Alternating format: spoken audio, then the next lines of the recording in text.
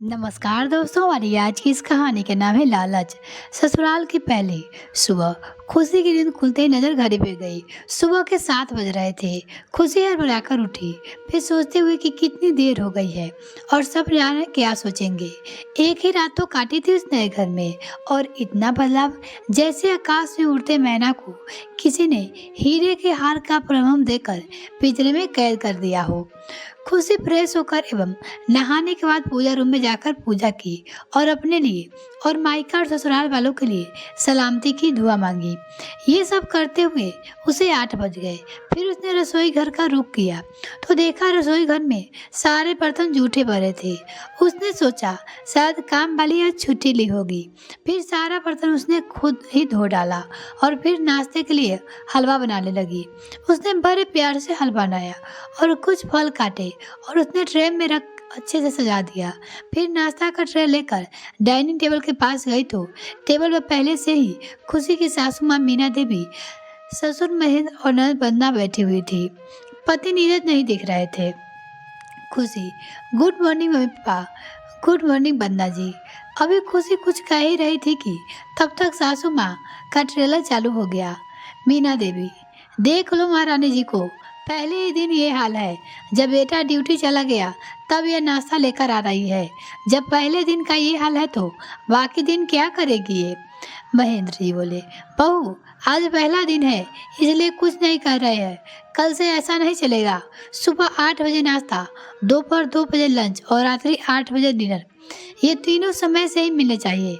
तुम्हारे बाप ने तो ज़्यादा पैसा दिए नहीं तो नौकरानी के पैसे कहाँ से देंगे, इसलिए उसे काम से हटा दिया है। अब घर का सारा काम तुम्हें ही करना है, समझी। खुशी बोली, ससुराल में पहली सुबह सास ससुर का ऐसा बर्ताव देखकर अंदर तक हिल गई और उसके हाथ से नाश्ते की सजी ट्रे गिर गई। सबकी बात सुन के, ये देखो कुलक्षणी कहीं की, पूरा दिन खराब कर दिया आज। हम तुमको कह रहे थे नीरज के पापा के, ये लड़की बहुत तेज है, लेकिन तुमने तो जल्दी ही थी, जैसे नीरज की शादी हो ही नहीं रही थी, ऊपर से कुछ लाई भी नहीं है। झेलो अब तुम ही इसको। इतना सुनते ही मीना देवी अपने कमरे में सुनाते ही चली गई। खुशी बर्दाश्त नहीं कर पाई और अपने कमरे में चली गई। दरवाजा बंद करके दरवाजे के सहारे फर्श पर बैठ गई। पलकों की अनुधारा बहने लगी। आंसुओं को बूंद पलकों से निकलकर गालों पर भिगोते हुए फिर अधरों को चूमकर खुशी के कपड़े पर गिरने लगे और उसे भिगोने लगे। वो उस घर में थी जहाँ खुशियाँ कोसों दूर थी। वो उस घर में थी जहाँ चिल्लाकर रो भी नहीं सकती थी, हंसना तो दूर की बात थी। खुशी अपने धड़कन में ही रहे असहनीय पीड़ा को साफ साफ महसूस कर सकती थी। कुछ देर ऐसे ही पड़ी रही। फिर खुशी की ननद बंदा दरवाजा खटखटाती है। बंदा बोली, भाभी दरवाजा खोलिए जल्दी। वो अपनी भाभी से बोलती है। खुशी उठकर आंसू पोंछते ही फिर दरवाजा खोल देती है। उठकर दरवाजा खोलने लगती है। फिर बंदा बोलती है, भाभी रोने से काम नहीं चलेगा। देखिए मम्मी बहुत गुस्सा है, नाश्ता तो गिरा दी आपने, जल्दी से कुछ बना दीजिए वरना वो और गुस्सा करेगी। खुशी बिना कुछ बोले रसोई घर में पुनः चली गई और फिर से हलवा बनाने लगी। हलवा बनाते हुए सोचती है, कितना फूटा नसीब है मेरा इस घर में, सबके सब एक जैसे ही है, मैं कैसे रह पाऊंगी इस घर में। हलवा बनाने के बाद उसे फिर से ट्रेस में सजाती है और साथ में कटे हुए फल भी रखती है। फिर उसे डाइनिंग टेबल पे ले जाकर रखती है। तभी बंदा आवाज़ लगाती है, भाभी अब मम्मी पापा टेबल पे नहीं आएंगे, आप उनके कमरे में पहुंचा दीजिए। खुशी से कहती है। बंदा सास ससुर कमरे में जाती है। कमरे के पास पहुंचते ही तो दरवाजा खुला मिलता है और अंदर से सास ससुर के ठहाके को बड़े आसानी से सुन सकती है। और तभी मीना देवी की आवाज़ को ध्यान से सुनती है। अच्छा, मदद सिखाया है साली को, जब तक उसके बाप दहेज के 10 लाख रुपए नहीं देते हैं इसको जिंदा ही मार देंगे हम। महेंद्र, अरे इतना मत सताना उसे कि कहीं खुद को मार ले, नहीं तो जेल की चक्की पीसनी पड़ेगी बुढ़ापे में। वो अंदर बात कर रहे थे। मीना देवी बोली, तुम ना ज्यादा ज्ञान ना दो हमको, अपनी ज्ञान अपने पास रखो। तो अपने पति से कहती है। ये सब सुन के खुशी के पल को फिर से भीग गई। फिर भी खुद को संभालते हुए दरवाजा खटखटाकर अंदर प्रवेश की और नाश्ता रखकर वापस अपने कमरे में चली आई। एक ही सुबह में उसे समझ आ गया था कि शादी कोई खेल नहीं है। इसमें सिर्फ घर नहीं बदलता, बल्कि आपका पूरा जीवन ही बदल जाता है। और जब आप इस तरह दानवों घर में आते हैं तो फिर जीना ही अभिशाप लगता है। वो खुशी को अब समझ में आ गई थी। मायके का वो बेबाक हंसना, वो झूठे मूठे रसोई में कुछ भी छू लेना, जब मन चाहे तब उठना, सोना, नहाना, सब बस अब यादें रह गई थी। अब उसे समझ में आ रहा था कि क्यों विदाई के समय सब उसे गले लगाकर रो रहे थे। असल में उसे दूर होने का एहसास तो सबको हो ही रहा था, लेकिन एक और बात थी जो उन्हें अंदर ही अंदर परेशान कर रही थी कि जिस सच से उन्होंने खुशी को इतने साल दूर रखा, अब वो खुशी के सामने आ रही ही जाएगा।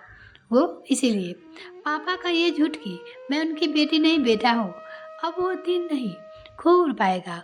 उनकी सबसे बड़ी चिंता ये थी कि अब उनका ये बेटा, जिस कभी बेटी होने का एहसास नहीं कराया था, जीवन के इतने बड़े सच को कैसे स्वीकार करेगा।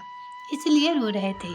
माँ को चिंता थी, उनकी बेटी ने कभी एक गिलास पानी तक नहीं उठाया तो एक परिवार की जिम्मेदारी कैसे उठाएगी।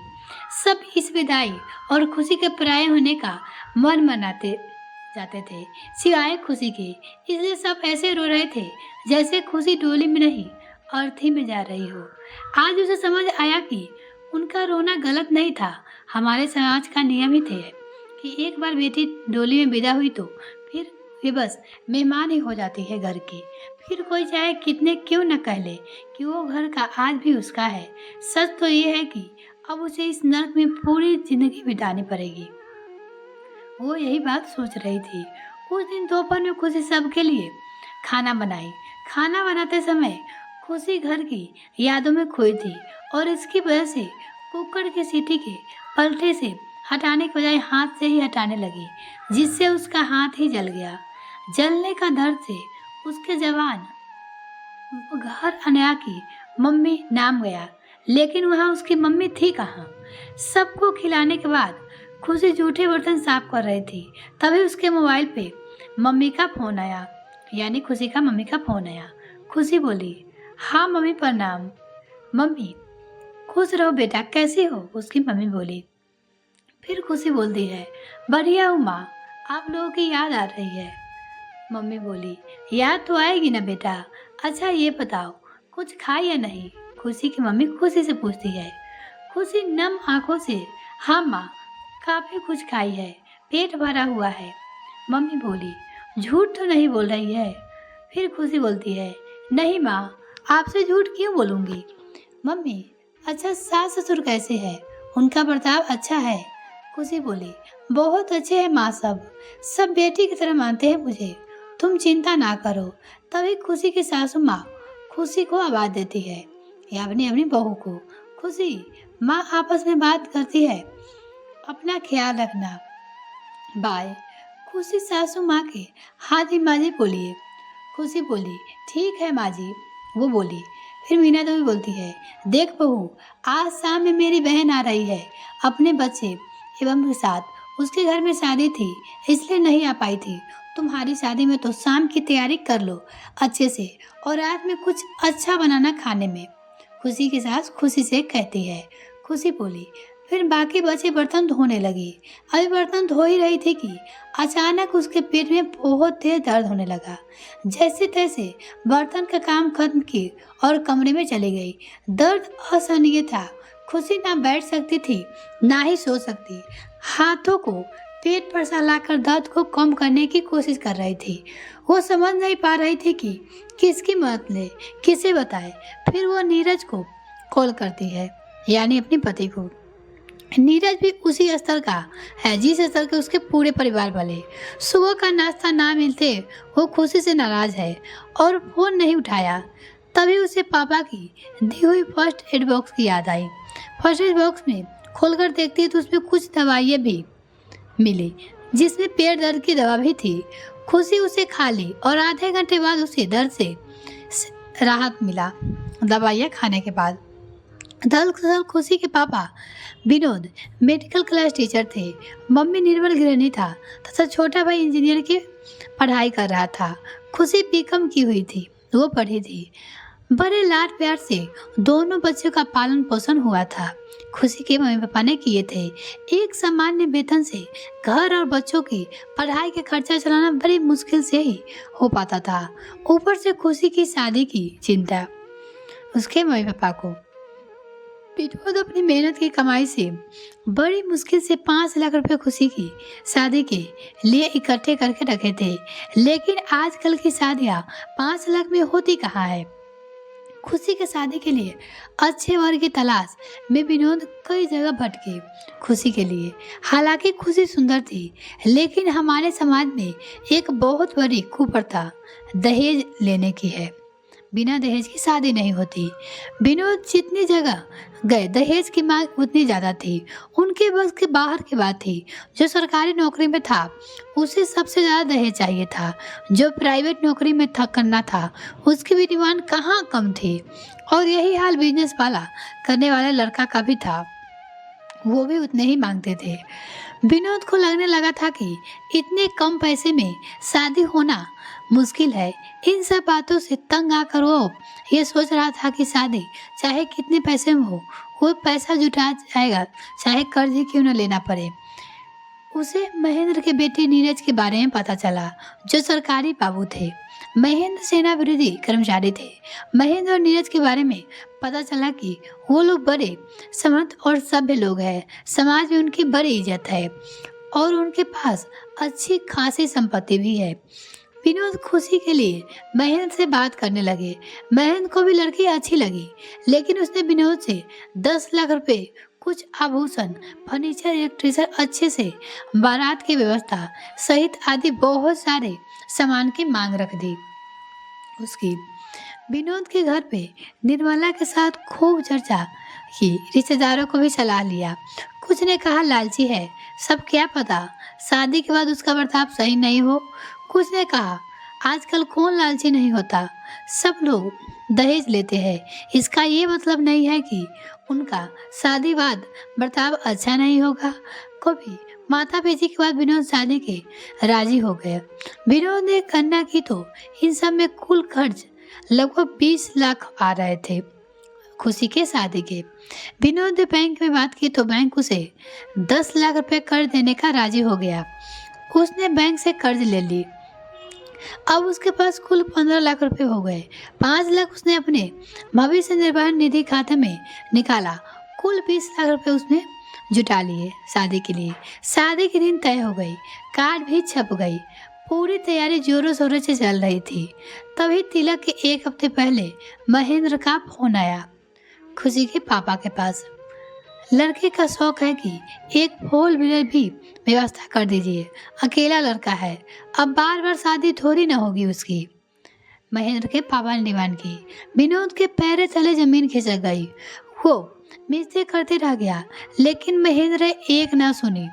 और विनोद ने जब घर में बताया तो निर्मला का रक्तचाप भी बढ़ गया। शादी सर पे थी और अब वो 10 लाख की गाड़ी व्यवस्था कैसे करे, उसे कुछ समझ में नहीं आ रहा था। फिर वो सोचा क्यों ना गांव की खेती वाली जमीन बेच दी जाए। उसकी कीमत 7 से 8 लाख तो होगी और कहीं से जुटाकर 10 लाख हो जाएगा। फिर विनोद ने महेंद्र से बात की और वो 4 व्हीलर दे रहा है, लेकिन 10 लाख शादी के 2-3 महीने बाद देगा, थोड़ा समय चाहिए उसने कहा। इस पर महेंद्र राजी हो गया और शादी भी सकुलन संपन्न हो गई।